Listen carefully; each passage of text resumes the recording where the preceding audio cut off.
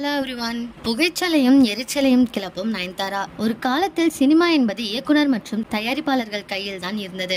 ஆனால் இப்போது hero heroine கையில் அது போய்விட்டது. இதற்கு முக்கிய காரணம் படத்தின் வியாபாரம் தான். ஹீரோவை வைத்துதான் ஒரு படம் நிர்ணயிக்கப்படுகிறது. இந்த மாற்றத்திற்கு இதுதான் காரணம். 15 ஆண்டுகளாக சக்சஸ்ஃபுல் ஹீரோயினாக வலம் வந்து கொண்டிருப்பவங்க தான் நயன்தாரா. 4 வருடங்களாக லேடி சூப்பர் ஸ்டார் என்ற பட்டத்தோடு வளர்ந்து வராங்க.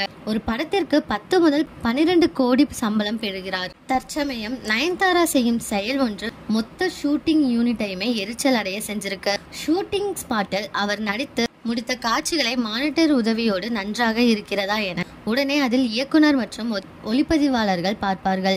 இப்போது நயன்தாரா 2 மானிட்டர்கள் வைக்க சொல்கிறாராம். ஒன்று இயக்குனர் மற்றும் ஒளிப்பதிவாளர் பார்ப்பதற்கும், மற்றொன்று அவர் கூட வரும் மேக்கப் மேன் மற்றும் ஹேர் ஸ்டைலிஸ்ட் பார்ப்பதற்கும் அப்படின்னு சொல்லியிருக்காங்க.